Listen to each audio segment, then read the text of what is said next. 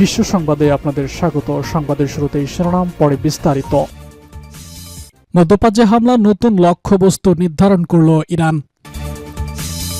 এদিকে ইরান সমর্থিত ইরাকি গোষ্ঠীর হামলায় 13 মার্কিন সেনা নিহত।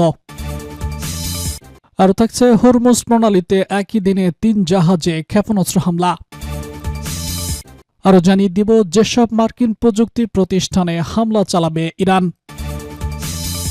এদিকে ইরানের নতুন সর্বোচ্চ নেতার আহতের গুঞ্জন, যা বললেন প্রেসিডেন্টের ছেলে। সর্বশেষ জানিয়ে দিব বুধবার ভোর থেকে লেবানন জুড়ে ইসরায়েলি হামলা, নিহত 34। মধ্যপ্রাচ্যে হামলার নতুন লক্ষ্যবস্তু নির্ধারণ করল ইরান। নিজ দেশের গুরুত্বপূর্ণ ব্যাংকে হামলার পর প্রতিশোধ হিসেবে ইসরায়েল ও যুক্তরাষ্ট্রের সঙ্গে সংশ্লিষ্ট ব্যাংক আর্থিক প্রতিষ্ঠানের ওপর হামলার হুমকি দিয়েছে ইরান। বুধবার 11 মার্চ ইরানের ওই হামলার পর ইরানের সামরিক বাহিনী হুমকি দিয়ে বলেছে, মধ্যপ্রাচ্যে যুক্তরাষ্ট্র ও ইসরায়েল সংশ্লিষ্ট ব্যাংক ও আর্থিক প্রতিষ্ঠানকে এবার লক্ষ্যবস্তুতে পরিণত করা হবে। খবর বিবিসির।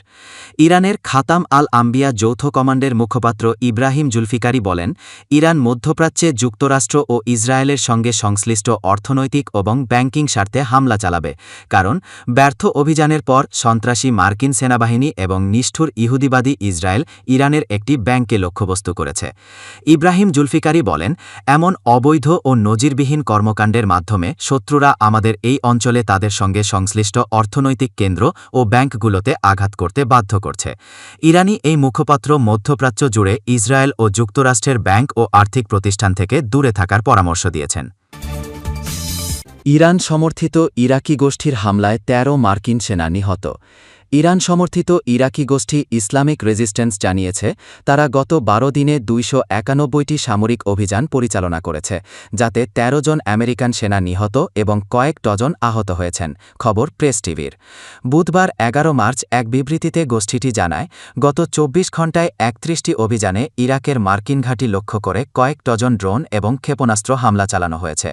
বিবৃতিতে জোর দিয়ে বলা হয়, গত 12 দিনে পরিচালিত মোট অভিযানের সংখ্যা 291টিতে পৌঁছেছে, যার ফলে 13 জন আমেরিকান সেনা নিহত এবং কয়েক ডজন আহত হয়েছেন, যাদের মধ্যে কয়েকজনের অবস্থা গুরুতর। ইরাকি গোষ্ঠীটি ইউরোপীয় দেশগুলোকে ইরানের বিরুদ্ধে আগ্রাসনে অংশগ্রহণের ব্যাপারেও সতর্ক করে দিয়েছে।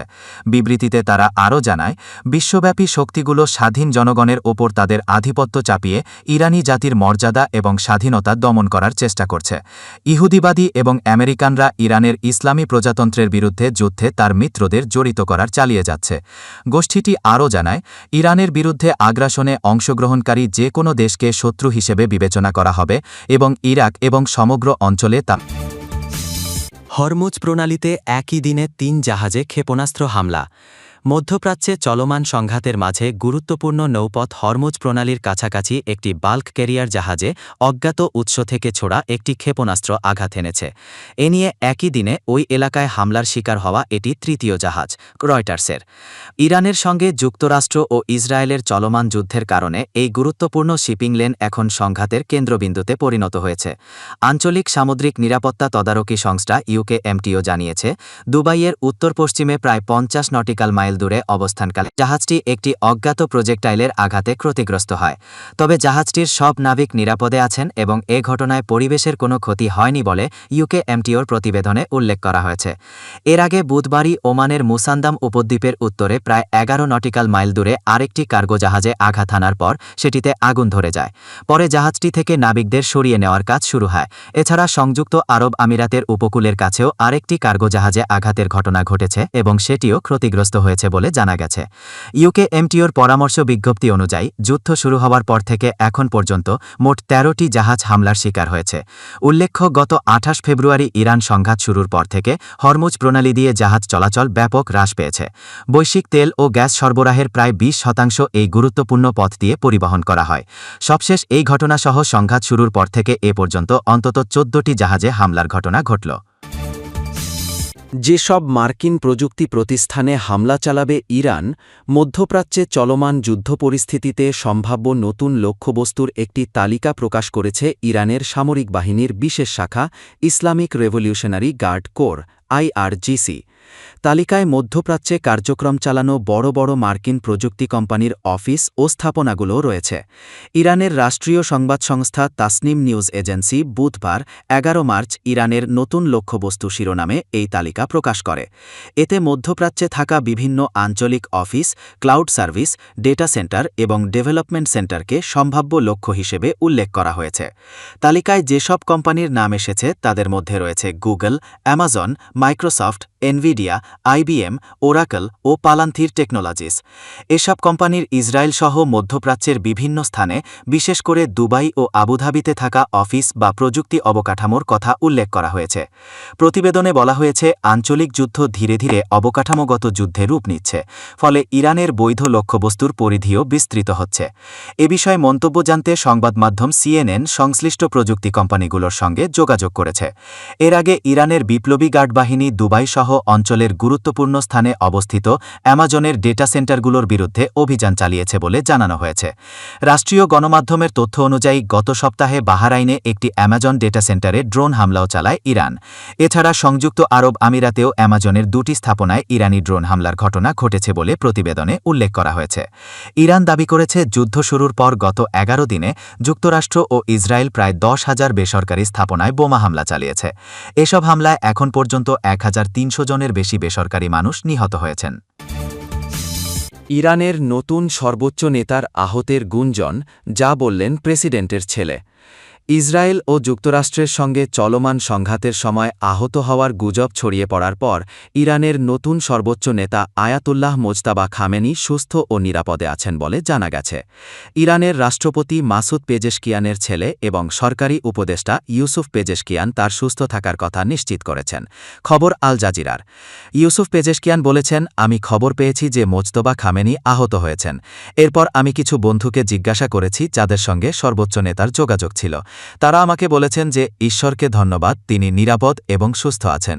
এর আগে যুক্তরাষ্ট্র ও ইসরায়েল তেহরানের নতুন নেতাকে হত্যার হুমকি দিয়েছিল। পরে ইরানের রাষ্ট্রীয় গণমাধ্যমে জানানো হয়, মোজতবা খামেনি যুক্তরাষ্ট্র ইসরায়েলের যৌথ হামলায় আহত হতে পারেন। মূলত ইরানের সর্বোচ্চ নেতা হওয়ার কয়েকদিন পরেও জনসম্মুখে না আসায় এবং কোনো ভিডিও বার্তা প্রকাশ না করায় তাকে নিয়ে আহত হওয়ার গুজব ওঠে। বুধবার ভোর থেকে লেবানন জুড়ে ইসরায়েলি বিমান ও ড্রোন হামলায় অন্তত ৩৪ জন নিহত এবং কয়েক ডজন মানুষ আহত হয়েছেন বলে স্থানীয় সংবাদমাধ্যম জানিয়েছে। আঞ্চলিক উত্তেজনার মধ্যেই এসব হামলার ঘটনা ঘটেছে। লেবাননের রাষ্ট্রীয় বার্তা সংস্থা এনএনএ জানায়, পূর্ব লেবাননের বালবেক এলাকার তামাইন এল তাহতা শহরে একটি বাড়িতে ইসরায়েলি যুদ্ধবিমান হামলা চালালে সেখানে থাকা একটি সিরীয় পরিবারের ১০ জন নিহত এবং আরও ৫ জন আহত হন। দক্ষিণ লেবাননের নাবাতিহা শহরের মাহমুদ ফকিহ স্ট্রিটে ইসরায়েলি ড্রোন হামলায় ১ জন নিহত হন। একই জেলার বিনতে জবাইলের সাফ আল হাওয়া এলাকায় একটি গাড়িকে লক্ষ্য করে ড্রোন হামলায় আরও ৩ জন নিহত হয়েছেন। এছাড়া টায়ার জেলার হানৌইয়ে শহরে ইসরায়েলি হামলায় একজন প্যারামেডিক সহ ৩ জন নিহত হয়েছে বলে জানিয়েছে এনএনএ। পূর্ব লেবাননের পশ্চিম বেকা অঞ্চলের জেলায় এক হামলায় ১ জন নিহত ও ২ জন আহত হয়েছেন। অন্যদিকে টায়ার জেলের আল হাউস এলাকায় বোমা হামলায় ১ জন নিহত এবং ৮ জন আহত হন। সংস্থাটি জানিয়েছে, একই জেলার কানা শহরে ইসরায়েলি বিমান হামলায় ৫ জন নিহত ও ৫ জন আহত হয়েছেন। শার্কিয়া এলাকায় একটি বাড়িতে হামলায় সেখানে অবস্থানরত ৩ যুবক নিহত হন। কাফারতাবনিত শহরে আরেকটি বিমান হামলায় একজন প্যারামেডিক নিহত হয়েছেন। হিজবুল্লাহর সাথে সম্পর্কিত আলমানার টিভি জানিয়েছে, টায়ারের চেহাবিয়ে এলাকায় ইসরায়েলি হামলায় ৬ জন নিহত ও ৭ জন আহত হয়েছেন।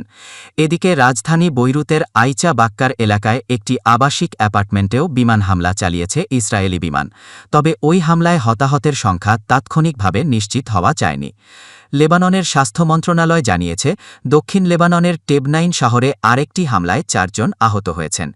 সংঘাতের মধ্যে ২০ মার্চ থেকে লেবানন জুড়ে ইসরায়েলি বিমান হামলায় এখন পর্যন্ত ৫৭০ জনের বেশি মানুষ নিহত হয়েছেন এবং হাজার হাজার মানুষ বাস্তুচ্যুত হয়েছেন বলে প্রতিবেদনে বলা হয়েছে। এর আগে যুক্তরাষ্ট্র ও ইসরায়েল যৌথভাবে ইরানে হামলা চালানোর পর আঞ্চলিক উত্তেজনা আরও বেড়ে যায়। এতে দেশটির সর্বোচ্চ নেতা আয়াতুল্লাহ আলী খামেনি সহ ১,২০০ জনের বেশি মানুষ নিহত এবং ১০,০০০-এর বেশি আহত হওয়ার খবর পাওয়া যায়। এর প্রতিক্রিয়ায় ইরান, ইসরায়েল, জর্ডান, ইরাক এবং মার্কিন সামরিক ঘাঁটি থাকা উপসাগরীয় দেশগুলোর দিকে ড্রোন ও ক্ষেপণাস্ত্র হামলা চালায়।